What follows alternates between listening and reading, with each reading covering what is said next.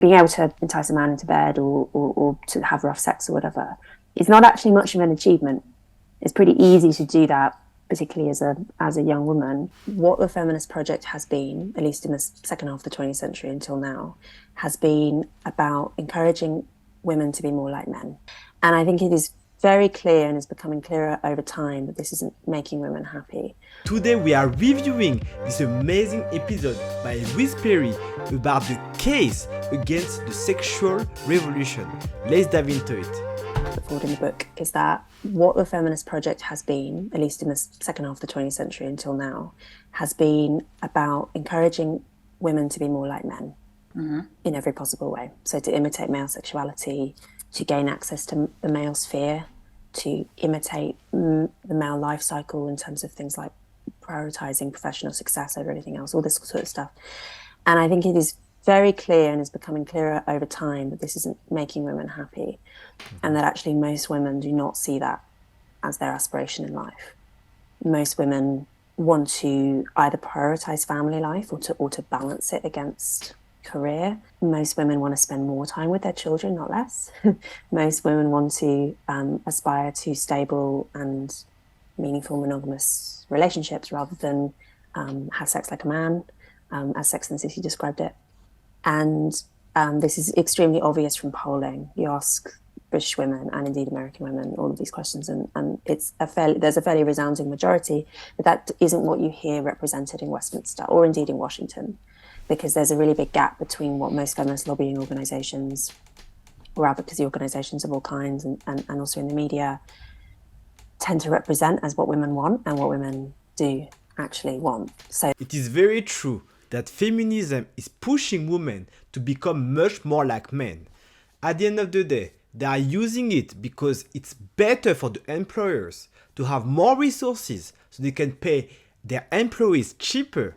As an employer, if you have to choose from a pool of only men or a pool of potential workers that are mixed between men and women, it's much better to find a mixed pool of workers because the competition is going to push for the prices to go lower. So you're going to have cheaper resources. So this agenda of feminism has been highly pushed by the corporations for good reasons to optimize their cost. And if you ask most women today if women are happier than before the sexual revolution, most of them will say yes. But that's totally the contrary of the data. If you want to know more about it, I recommend you to research the paradox of the declining happiness for women. And recently, the creator of Sex in the City declared that she regrets her life choices. Unfortunately, actions have consequences. Do you know the background of why the sexual revolution kind of pushed women towards acting more like men? It's an interesting question. I think it's probably partly got to do with the women who formed the second wave. I think that the feminist culture of the 1970s, which was really focused in places like Greenwich Village in New York and a handful of other urban centers, and the women who wrote the most important texts of the second wave and went on to found organizations like Now, tended to be super well educated, super intelligent, super disagreeable, particularly disinclined towards things like family life. You know, the whole from their point of view, they were really spurred on by a desire to reject the traditional feminine role, and often did so in quite spectacular ways. You know, on a personal level, some of the biographies of second wavers are really unusual, really interesting. And so they obviously had preferences that are different from average female preferences. She actually hesitated to state it, but the reality, the vast majority of the second wave feminists do not have children. The vast majority of them didn't have a husband. They do not represent the type of values that are required in order to have healthy families, healthy relationships, because themselves, they couldn't maintain them. They saw men and women as antagonists instead of seeing them as complementary. And this is why I will never agree with the second wave feminism because their objectives is to antagonize men and women instead of pushing them closer to each other. You can see the consequences now. A lot of men decide to not even deal with women anymore because they cannot find the right partner. Similarly, a lot of women have this hatred of men. If you enjoyed this video, smash the like button and subscribe to the channel. Whether or not we want it to, sexual asymmetry is not going anywhere. And there has been such a reluctance among most feminists to grapple with it, particularly, I'd say particularly now, but it's a long-standing issue when it comes to the psychological differences between men and women, the differences above the neck. Some feminists, radical feminists in particular, are completely au fait with the differences below the neck, and will recognize the importance of things like strength differences. But the fact that there are average differences, but very apparent ones at the population level, is more difficult if what you're aspiring to is equality. And as I said at the top, if your interpretation of equality is women being more like men, the fact that there are these psychological differences that affect our behavior and our preferences is quite difficult to reconcile. So things like women are more agreeable than men are on average, women are more neurotic than men are on average, and the fact that our sexuality differences are very obvious at the population level. Yes, there are exceptions, but in general, men have more unrestricted sociosexuality. They're more interested in having casual sex, in watching porn, in buying sex. Men are much more likely to have paraphilias or fetishes than women are, much more likely, with a few notable and interesting exceptions. So, for instance, women are more likely to be masochists and so on. But in all other paraphilias, men are wildly in the lead. When you listen to the media and when you listen to what is being taught in school, most of the people will say that men and women are exactly the same. And this is the theory behind what we call the blank slate. If you want to know more about it, I recommend you to read the book by Steven Pinker of the same name. But basically is that men and women are exactly the same. The only thing that changed men and women is the way they are being raised, their environment. So it's nothing to do with nature, it's everything to do with nurture. But this has been debunked so many times. And it is very true that most feminists, and even some of my friends, when I created a video about sex differences, they totally disagree with it. Even though the vast majority of the information was based on scientific findings. Men and women are similar, but there are a lot of differences. And as stating on the video, the sexuality, especially of men and women, is totally different. Women will tend to find much more comfort in long-term relationships and having one sexual partner, when men tend to be much more happy to have a variety of different sexual partners and to entertain casual relationships. So the question is, who has benefited mostly from the sexual revolution? Men or women? Is it women that wanted to have long-term relationship with one person, with the best person they can find? Or men that are trying to push to have as many sexual partners as possible? So the pill, yeah. I mean, so in terms of the social consequences of it, I don't think that we should be surprised that for the first time in the history of the world, reliably separating sex from reproduction has had some pretty massive effects, and that those effects have been both positive and negative and vast, right? And the thing that you notice happening across, if you look at the social effects in the decade or two immediately following the introduction of the pill, remembering that it came in two waves. So initially the pill was made available to married women only, and then it was made available to unmarried women as well. And then not long afterwards you have, I mean, the timeline in Britain and America and other Western nations is all about the same. Not long afterwards you then get the decriminalization of abortion. And then not long afterwards, you see the shotgun marriage ends as an institution. You see marriage rates of all kind falling off a cliff, but you also see the shotgun marriage, which had existed to deal with unwanted childbearing, disappears as a social tool. And the really perverse outcome of the pill, which is a beautiful example of the fact that human beings are very, very complicated and our societies are very complicated. You can't predict how technology shocks are going to affect them. You see rates of single motherhood rise. Who would have thought that would happen, right? You introduce a technology which allows women to regulate their fertility, and it leads to a rise in single motherhood. But I think the reason for that is because the pill isn't 100% effective. No form of contraception is. And actually the early pill in particular, you've got quite a high failure rate. But you end up with the absolute amount of premarital sex goes up. And therefore some portion of that is going to result in an unwanted pregnancy, and some women, for whatever reason, don't want to have an abortion. And so you'll end up with unexpected babies. And when the social institutions that used to exist to regulate fertility, like marriage, have all fallen away as a result of the pill's introduction. That's, I mean, the phrase I use in the book, which isn't original to me, I can't remember who first said it, but when motherhood became a biological choice for women, fatherhood became a social choice for men. For the very first time in history, there's a separation between sexual activities and reproduction.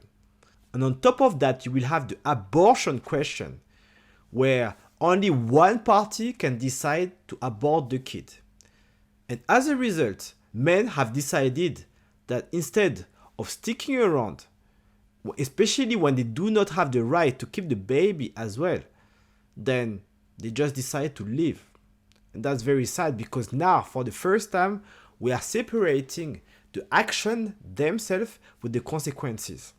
In Masculine Academy channel, we provide you all the tools to become your best version and to succeed in relationship. If you're interested to join a community of like-minded individuals striving to succeed and that are determined to make a change in the world, feel free to join our brotherhood groups on locals. You'll find the link in the description below. I have a chapter at the end of my book where I make a feminist case for marriage and say that actually marriage is completely in the interests of mothers and of children. That doesn't surprise me at all. But that has probably been the most controversial chapter from feminist readers. Really? Yeah. Oh, well, yeah, I suppose. If you don't think about it, then it would be difficult to wrap your head around, I suppose. The argument is that marriage is an oppressive tool, which I say, yes, it is. Or maybe repressive would be a better way of phrasing it, in that the whole point of it as an institution is that you make a promise and you're obliged to keep a promise. And that means that your freedom is limited. There are things that you can't do anymore once you've entered into that kind of institution. But that applies just as much to men as it does to women. The purpose of the institution is that it is controlling. But the principle being, once you've established this unit, legally bound together, socially bound together, spiritually bound together, if you understand in a religious sense, then that is the basis from which you can form family. So it's a kind of, it's a means of control and repression, but it's one that permits your life to begin as a family. Any framework that has freedom has limits and boundaries. Is not different from marriage. Of course, entering a contract like marriage will limit the right and the freedom of each of the individuals. This is for the purpose of having a loving relationships. Let's take an example. When you're on the road and you're driving, you're still following the driving instructions that are on the road. And this allows everyone to be able to drive safely. It is similar in a marriage. Because of the rules around the marriage, it's limiting the possibilities of the individuals within this contract. But at the same time, this is giving extremely great freedom, because in theory, you believe that you will be with that person in 10 years, in 5 years, in 20 years. That allows you to plan for the future. That allows you to plan to have a family together and have children. The party that benefits more from marriage, especially today, are women. And this has been true throughout history, because this framework is mostly to guarantee, especially that successful men do not leave their women once they become successful and they have the choice. The marriage setup has always been for the benefit of the children. This is why the marriage has been set up this way. originally the definition of marriage was including the fact of having children, a loving relationship between two people in order to have children. That was the original definition. Now the definition is more something along the line of two people that love each other, or three or maybe four, get married. It's different. So a question I get sometimes is, why are women putting up with this? Why would women put up with a culture that is not geared towards their preferences? Just anecdotally, and also in media culture, whatever, you see so many examples of women who will go along with situationships, so-called, right? Or have casual sexual relationships without any kind of commitment, without even displays of affection, which they desperately crave, and will do pornified sex acts that they don't enjoy, that they don't really want to do, but they're trying to please this man, whatever. And the question is, why would women put up with this when in general women are generally the sex with more choices when it comes to mates, because we know from all the dating app data, which has proved to be so useful for sex researchers, that the hypergamy instinct in women, the subconscious desire to marry up and to be drawn towards higher status men than oneself, which men don't have. Men are quite happy to generally have relationships with women of the same or lower status than themselves, but women are not, means that you end up with women kind of clustering towards the higher status men. I think the figures on Tinder is it's like 10% of men get 60% of likes, the top 10% of men, that is, and then the bottom 90% are getting very little, whereas women are generally get a lot of likes, but they're getting likes from men that they're not interested in. And I think that what's going on is because you've lifted the monogamy restriction, not legally, polygamy is still illegal, at least in the UK. That is probably the next frontier. Yeah. Polyamorous are going to start clamoring to have their relationships recognized in law. But for now, it's still illegal.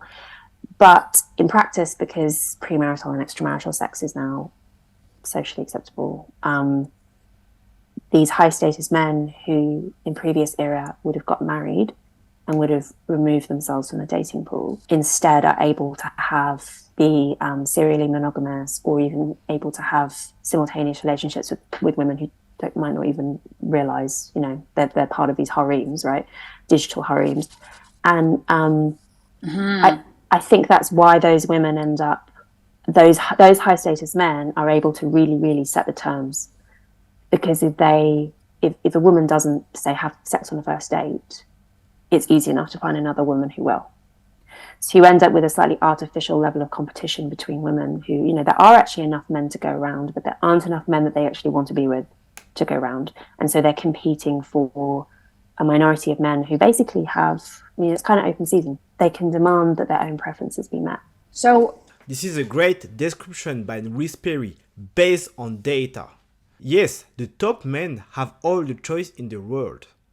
And this is why when people think that women have more choices, that's true on average. The minority of men have extremely high choices. And the women most of the time are competing for these men.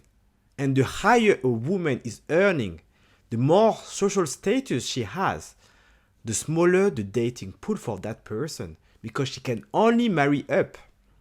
But that man can marry lots of women. And we have seen the case for Cristiano Ronaldo, for example, that has married a salesperson. Because it's not that there is not enough men. It's that there are not enough men that they are interested in.